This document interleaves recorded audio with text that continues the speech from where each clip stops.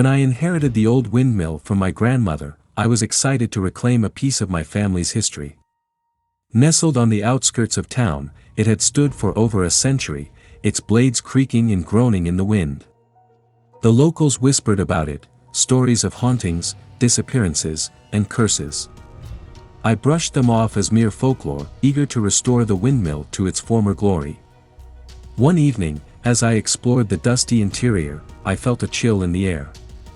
The sun was setting, casting long shadows that twisted and turned as if alive. I climbed the creaking stairs to the upper level, where the vast chamber housed the mill's grinding stones. Sunlight filtered through the grimy windows, illuminating layers of dust that danced in the golden light. But as I settled in to start cleaning, the atmosphere shifted.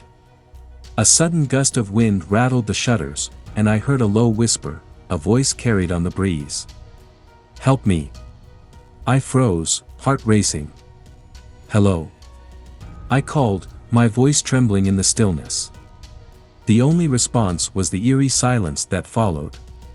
Shaking off the fear, I continued my work, but the voice lingered in the back of my mind. Days passed, and I found myself returning to the windmill often. The whispers grew more persistent, and shadows seemed to flicker just beyond my vision. One night, while examining an old journal I had found hidden in a wall, I stumbled upon a passage that made my blood run cold. The windmill is cursed. It feeds on despair, trapping the souls of those who dare to enter. To break the curse, one must confront the spirits within. Panic surged through me. I had ignored the warnings, believing I was safe. But as I read on, a sense of dread settled in my chest. The journal spoke of a family who had lived there, their tragic fate sealed by the very structure meant to give them life. Determined to uncover the truth, I returned to the windmill the following night, armed with a flashlight and a sense of purpose. As I climbed the stairs, the air grew heavier, charged with a palpable energy. The whispers were louder now, swirling around me like a storm. "Help us, set us free." I entered the upper chamber, and the shadows seemed to dance closer. "What do you want?" I shouted, the echo of my voice swallowed by the darkness. In response, the wind howled through the cracks, rattling the windows. I felt an overwhelming urge to look toward the grinding stones. There, amidst the dust, lay a small, ornate locket. My fingers trembled as I picked it up, feeling a strange warmth emanating from it. As I opened the locket, a gust of wind howled through the mill, and I was thrust back against the wall. The room spun as ghostly figures emerged from the shadows, pale, sorrowful faces twisted in anguish. They surrounded me, their whispers rising to a fever pitch. "You must help us, before it's too late." "Who are you?" I gasped, struggling to comprehend what I was seeing. "What do you need?" "The windmill holds our souls," one figure cried, her voice like shattered glass. "We were trapped here long ago, bound by the darkness of our own despair." The locket pulsed in my hand, and I realized it was their connection to this place, their tether to the world of the living. "How do I set you free?" I shouted, my voice barely above a whisper. "Find the heart of the windmill," the figures urged. "Break the curse." With a newfound sense of urgency, I turned to the grinding stones, searching for something, anything, that could help. I recalled the journal's mention of a hidden compartment beneath the stones. I dropped to my knees, my fingers frantically scraping at the dirt and debris. As I worked, the air thickened, and the whispers transformed into a desperate wail. "Hurry! We can't hold on much longer." Finally, my fingers brushed against something cold and metallic. I pried open a hidden latch, revealing a small, ornate box. Inside lay a blood-stained piece of parchment, the symbols etched into its surface pulsating with energy. I unfolded the parchment, revealing a spell designed to break the curse. But the final line sent chills down my spine. To release the spirits, one must sacrifice their own heart's desire. "What does that mean?" I yelled, the shadows closing in around me. The figures hovered closer, their eyes filled with hope and despair. "You must decide," they cried. What will you give to set us free? I hesitated, my heart racing. My desire was simple, a new life, free from the burdens of the past. But at what cost? I could feel the weight of their suffering pressing down on me, urging me to make a choice. With trembling hands, I placed the locket back on the altar where it belonged, closing my eyes. I release my dreams, I whispered, the words spilling from my lips. I sacrifice my heart's desire to free you. A blinding light erupted from the locket, enveloping the room in warmth. The shadows dissipated, the whispers transforming into joyous laughter. The spirits began to rise, their faces radiant as they soared toward the ceiling, finally breaking free from the windmill's grasp. As the last of the spirits ascended, I felt an overwhelming sense of peace wash over me. But as the light faded, I realized my sacrifice came at a price. The weight of my dreams, my desires, vanished. I was left with an emptiness that echoed in the silence. The windmill stood still, its blades creaking gently in the night. I knew the curse had been broken, but I felt the loss deep within me. I had freed the trapped souls, but in doing so, I had surrendered a part of myself. As I descended the stairs, I glanced back at the windmill, a bittersweet smile on my face. I had set them free, but the echoes of their laughter and the weight of my sacrifice would forever haunt me, lingering like the wind that whispered through its ancient blades.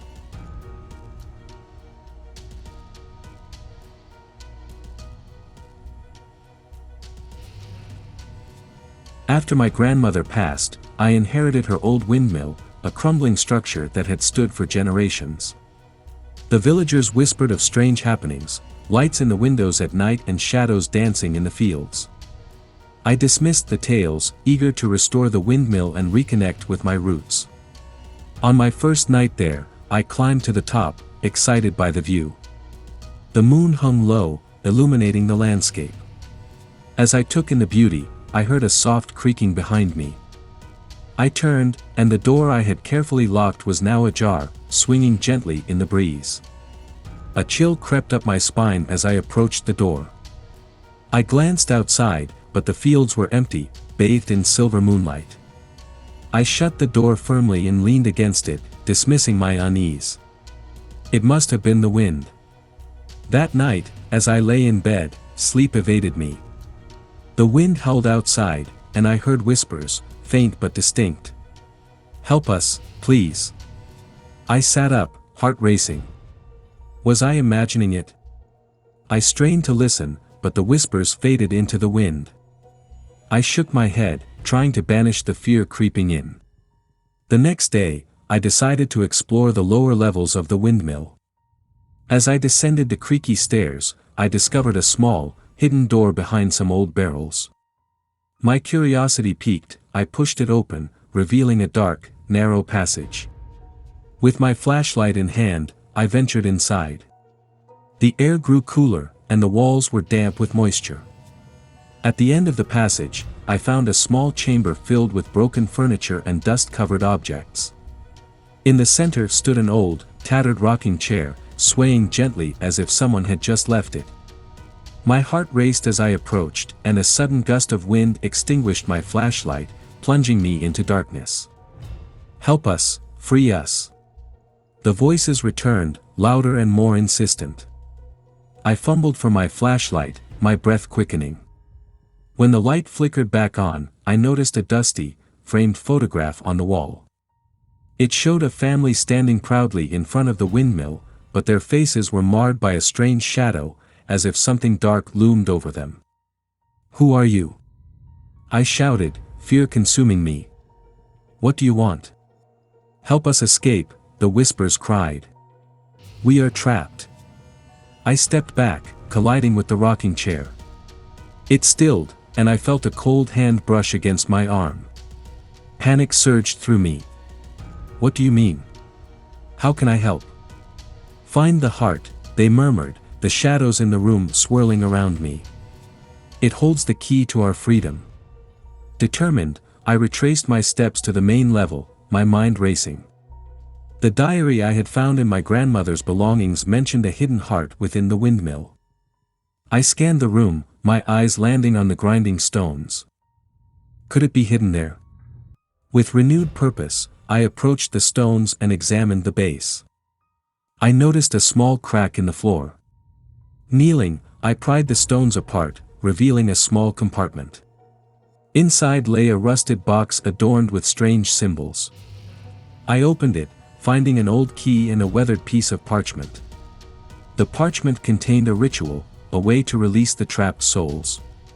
But as I read further, dread filled me.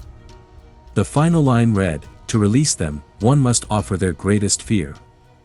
What does that mean? I whispered, heart pounding. I had faced many fears in my life, but could I truly sacrifice a piece of myself to save others? The whispers surged around me, filling the air with urgency. "We are waiting. Please." Taking a deep breath, I clutched the key tightly. "I will help you," I vowed, feeling a wave of determination. "But I can't give in to fear completely. I'll find a way to free you without losing myself." I returned to the hidden chamber, the shadows pressing in around me. The rocking chair sat still, and I placed the key on the ground.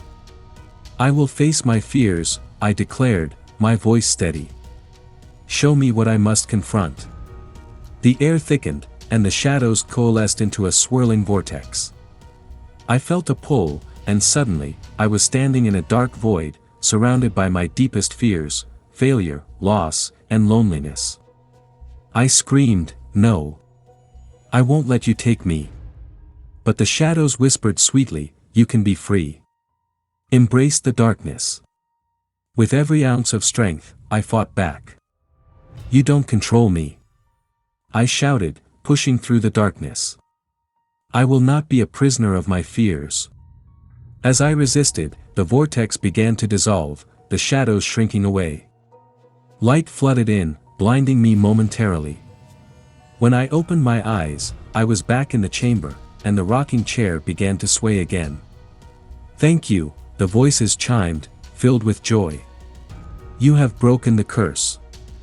The shadows lifted, revealing the ethereal forms of the family from the photograph. They glowed with a warm light, their expressions grateful. "We are free now," they whispered, their voices gentle. As they ascended into the light, I felt a weight lift from my heart. The windmill creaked softly, no longer a place of dread but of release. I stood alone in the chamber, the air calm and still. Though I had faced my fears, their echoes lingered in my mind, reminding me of the strength it took to confront the darkness. As I left the windmill that night, I knew I would carry their memory with me, a reminder that sometimes, the greatest battles lie within.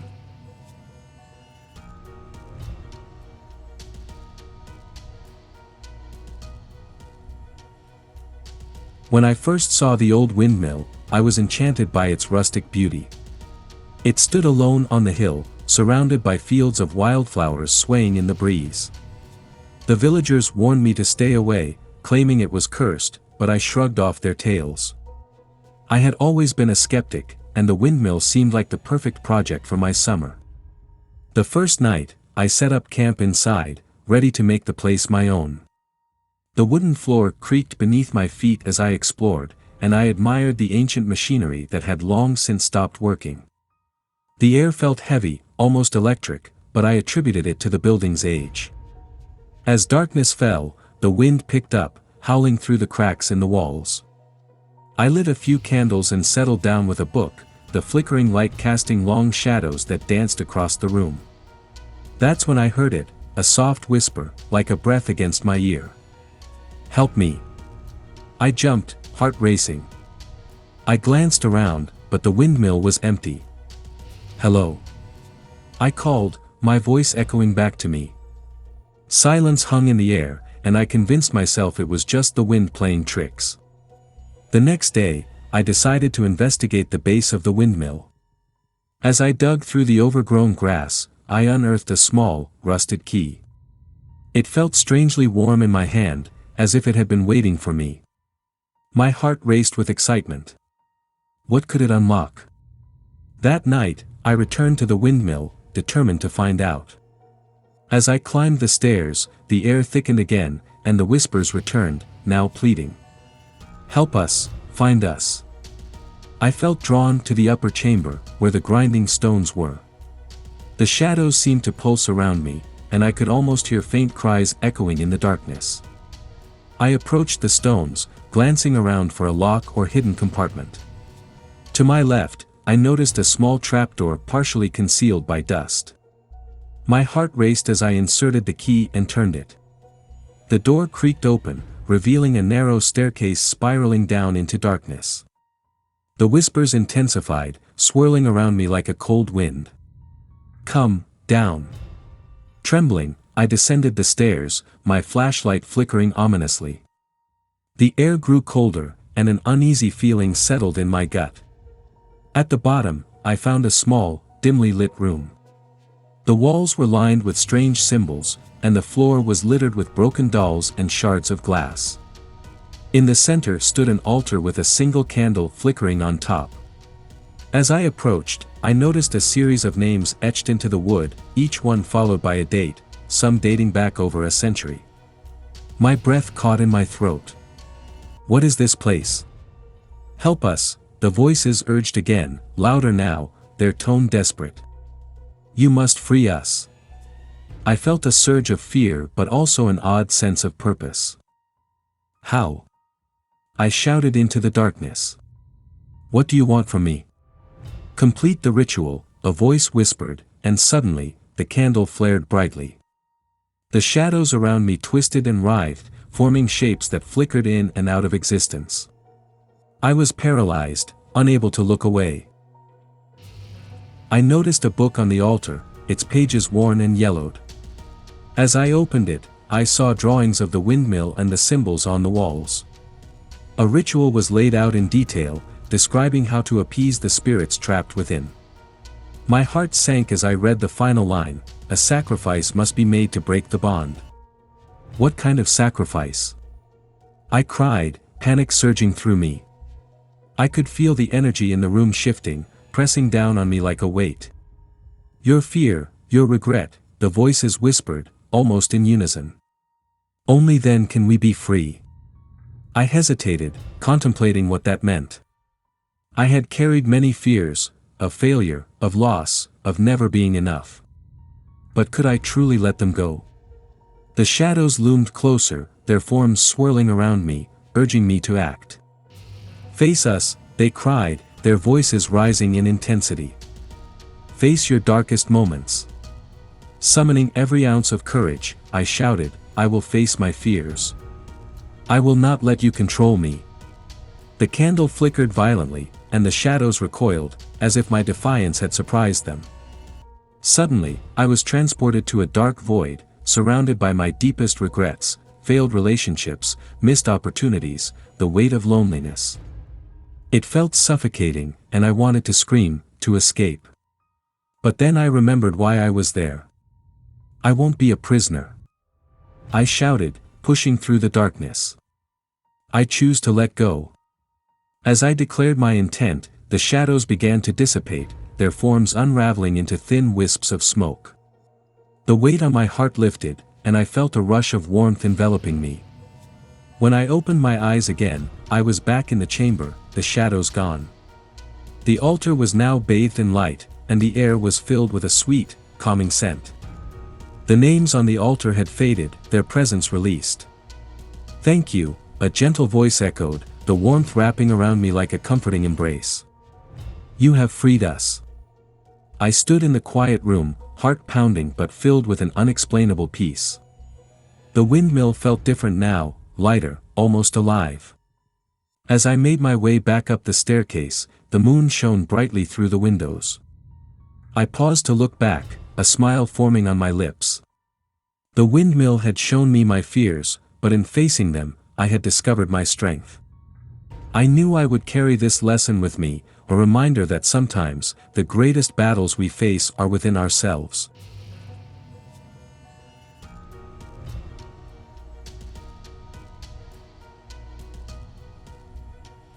After my grandfather passed, I returned to the family estate to sort through his belongings. Among the clutter, I found an old keyring with a rusted key that felt oddly significant. I remembered my grandfather's stories about the windmill on the property, a once thriving mill that had fallen into disrepair, shrouded in local legends of spirits and curses. Driven by curiosity, I decided to explore the windmill. The structure loomed in the distance, its once proud sails now splintered and drooping. As I approached, a chill ran through the air, and the whispers of the past seemed to echo in the breeze. The door creaked open as if inviting me inside.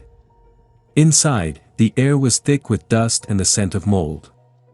Shadows danced across the walls, and the dim light from my flashlight revealed remnants of the mill's history, old grinding stones, rusted machinery, and a sense of neglect. I felt a strange pull, as if the windmill were alive, watching me.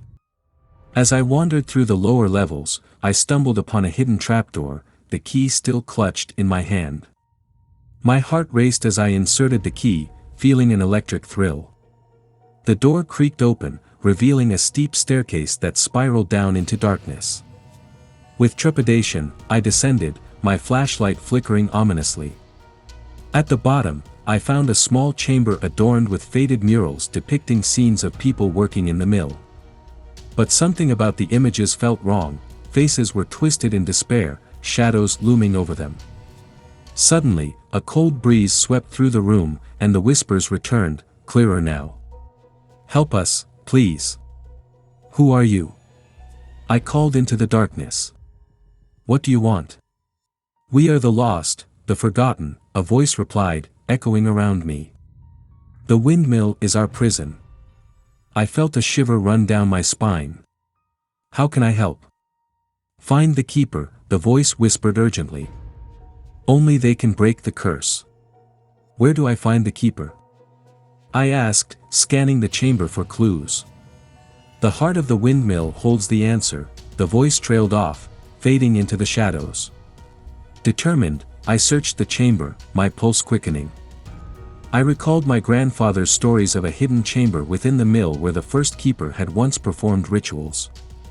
I needed to find it. I retraced my steps back to the main level, heart pounding. The atmosphere felt charged, as if the windmill were alive with anticipation. I ventured back upstairs, the whispers guiding me to a corner I hadn't explored. There, I found another door, hidden behind stacks of old sacks. As I opened it, the air grew colder, and I stepped into a room filled with old relics, books, trinkets, and a dusty altar at its center. Above it hung a portrait of a stern-looking figure. My breath caught as I recognized the man as the first keeper, my ancestor. The altar bore strange symbols, and a small bowl sat at its center. I felt an inexplicable urge to touch the bowl, and as I did, visions flooded my mind, rituals performed to appease restless spirits, the sacrifices made to keep the windmill running. My heart raced as I understood, the keeper had bound the souls to the mill, ensuring its power, but at a terrible cost. Suddenly, the air shifted, and I could see the faint outlines of shadowy figures swirling around me, their faces etched with pain. "You must complete the ritual," they urged. "Only then can we be free." "What do I need to do?" I shouted, fear gripping me. "Offer your truth," they whispered, their voices a haunting melody. "Face what you hide within." I hesitated, grappling with the weight of their request. My greatest fears, my insecurities, my failures, flooded my mind. Could I confront them? Summoning my courage, I closed my eyes and focused. "I offer my truth," I declared, feeling the air grow heavy around me. I have always felt like I wasn't enough, like I was destined to fail. The shadows coalesced, their energy swirling around me. "Embrace it," they urged. "Let it go." I took a deep breath and opened my eyes, allowing the weight of my fears to wash over me. "I accept my flaws," I shouted. "I will not be defined by them." As my words hung in the air, the shadows began to shift, their forms brightening. The chamber pulsed with energy, and the bowl on the altar filled with a radiant light. "Thank you," the voices cried, their tones now filled with hope. You have broken the curse. The shadows swirled around me, lifting the weight of despair from my heart.